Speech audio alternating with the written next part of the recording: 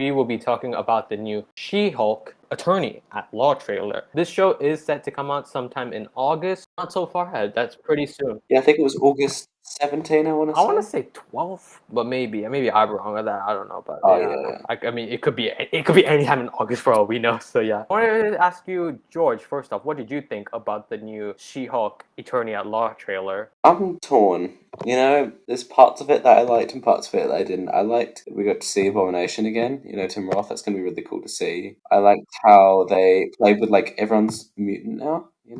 Not everyone's mutant now, but, there was, like, they teased, like, other mutants, didn't they? I would say maybe not so mutants, but just so the fact how do we deal with the up and coming emergence of people with powers, and how do we deal with that on a law level, or like pretty much the correct way with laws and regulations, that kind of thing. Yeah. This law comedy show basically, which I mean I'm up for, to be honest. The thing with Marvel, like I know that they had some projects that are not as good as they are, or some projects are a bit underrated. I'd say more so like an example I would take is Miss Marvel. I really actually ended up liking that show, and it was a show I didn't really plan on watching initially. Oh, yeah. As I was continuing to watch it, when it finally got to the end and they did that whole bomb of Kamala being a mutant, then it was almost like the light bulb moment in me. It's like, okay, it pretty much has a reason behind it.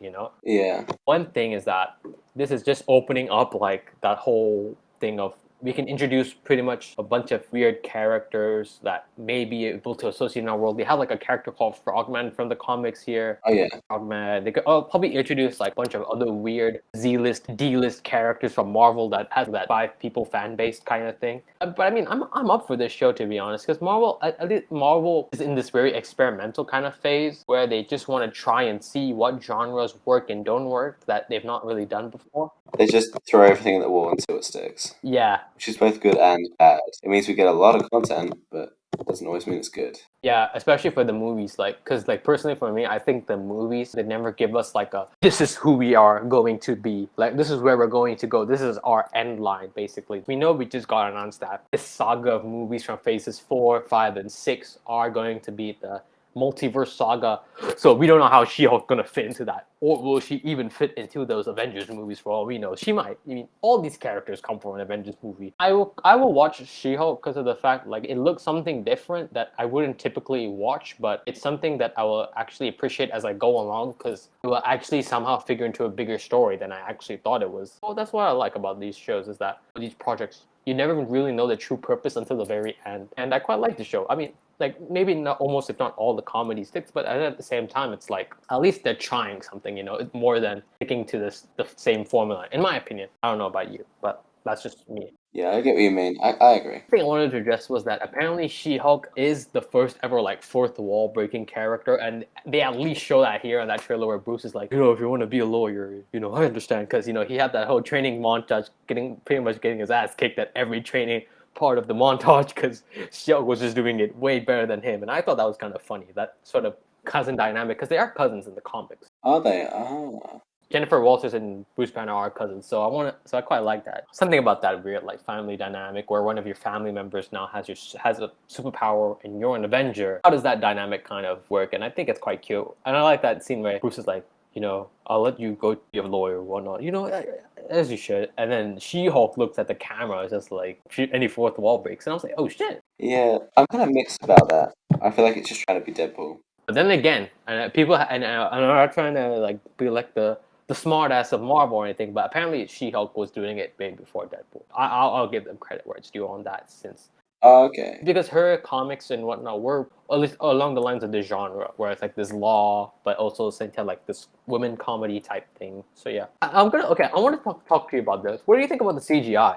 Because I remember the first teaser trailer that came out for it, and the internet went ham. People called her Fiona, which I mean, they ain't wrong about that, but no, they're really not. But I mean, what do you think about the initial CGI from the first teaser till now? Like, do you think there's been an upgrade? Do you think it's still a bit dodgy, still a bit that uncanny valley type feeling? I think it's still a bit uncanny valley. And Hulk, like seeing Hulk and She-Hulk in that trailer, Hulk does look better. They've perfected the Hulk CGI over a while, and I think that the She-Hulk thing, it still borders uncanny valley just a little too much. Yeah, I mean, I agree with you there. But personally, for me, what made me sort of more so understand why? Everybody knows Corridor Digital. Corridor Digital's great. Corridor Digital, they do amazing VFX videos, but they also do these breakdowns from whether it be from trailers Oh, those are great. Yeah. and clips. They really give you an in-depth analysis. These guys are in that field, and they even get professionals from these movie companies to even break down some of that stuff as well. They had broken down the She-Hulk trailer, and they at least sort of broke it down as to why the CGI might be a bit iffy, but also at the same time, like why people instantly sort of shift to that mindset where they really talk badly about the CGI because of the fact that they discuss about how when they upload the video and like YouTube compresses it or something like that, so you don't get the actual true quality. When you process it or upload it, the quality changes. And they also talk about the fact that with this actress, Tatiana Maslany, and also having Mark Ruffalo, in terms of the facial features as well, women have more smoother facial features compared to men, where we have a particular structure. We have these particular angular structures, where for women, it's very smooth. Yeah, so I suppose it doesn't translate as well. You know, like the CGI that's way too fluid, like they're very like fluid CGI more so than like Hulk's. A Hulk's a male, She-Hulk's a female, so the CGI for both will be different, of course. Her features are more smoother, so maybe when it comes to CGI and you do something, a character who's pretty much like smooth, it does maybe give off that uncanny / like cartoony like feel. I would assume they're doing mocap suits for this one. I don't know what's the technology they'll be doing for this series. I don't know if they will be, because like considering the way they do Hulk CGI with mocap, I think the same for She-Hulk. I mean, overall, you know, of course with Hulk, it looks like he's the one that has more dimension. Like the CGI looks more crisp on him. But I wasn't expecting Wong to show up. Was that a shock? Because like I remember the news coming out after this where Wong was supposed to be in the series. I was like, okay. I was like, cool, because I mean, as if Wong wasn't appearing in enough projects as it is, because he's the Stanley of the Marvel universe now. I'm not trying to say this in an offensive way, but like, come on, he's the cameo guy now, without a doubt. You can't even deny it. I get what you mean. Dude, I don't even like screw a goddamn Tony Stark billboard. I wouldn't even be surprised if there's a freaking mural of Wong in the next Marvel movie or project that I see, because the man's just popping up everywhere now, and I quite like that. I like that line where he's like, Book of Ashanti, and then She-Hulk's like, no, dude, it's the Book of American Laws. Yeah. Like, I quite like that scene a lot. But this does feel very cameo filled, which, I mean, it could be a hit or miss for the show, because we know how the MCU kind of relies on a certain level of synergy to get you to watch something. Even though I think you guys are Marvel.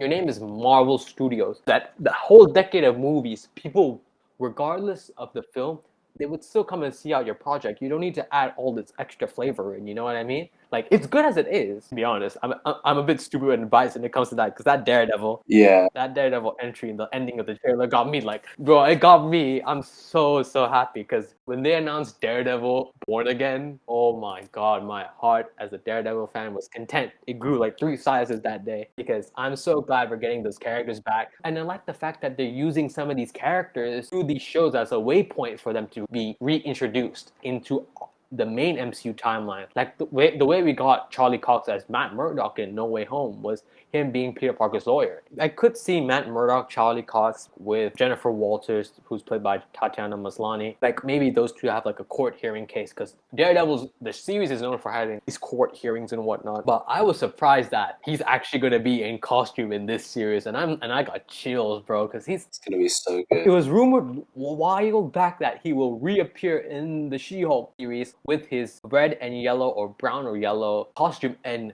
hell, them rumors was right, because you clearly see him flipping through frame. It's pretty much Daredevil's Netflix suit. They just added some yellow like padding and yellow colors into that. I'm excited. I know I'm a bit biased when I said maybe these cameos are overshadowing the show, but when you bring someone like Daredevil, I mean, come on. You cannot deny that's like there's a level of like curiosity that makes you actually want to check out how it works. Because I'm excited. I'm just glad they're bringing in more Daredevil, because it seems like they really know what the fans want, which I mean is more Daredevil. He's back. He's getting his own TV series. He's even going to be voicing Daredevil in the Spider-Man Freshman Year animated series as well. Charlie Cox is just winning, man. He's been waiting for Marvel to call him back and do Daredevil, and the fact that Mans is just doing Daredevil projects back to back to back, I'm just happy he's back, and we're really slowly but surely reintroducing him into the MCU. But I mean, overall, what do you think about She-Hulk, man? I mean, I know the CGI is a bit iffy and whatnot, and I know it's a bit more comedic than some of the other shows. Personally, another thing I wanted to say was that I'm also curious as to how they're going to like apply that law, because I think this is the show that's going to also be like setting the rules and regulations of being a superhero and what that entails and how do we tackle that problem. So that's another curiosity for me, where she's a lawyer after all, so who is she going to be taking cases for and how is she going to go about them and what's the new rules and regulations for being a superpowered individual in the Marvel universe. I'm still willing to give it a shot. Same. I think I will definitely give it a shot. It's just about I'm not sure about, how I feel about it. And it still feels a bit off to me. Is that all? You got out of the way? I think it's gonna be awesome and I'll definitely give it a go. I guess that concludes it. So till then, thank you guys so much for watching. Please like and subscribe. See you guys on the next one. Take care.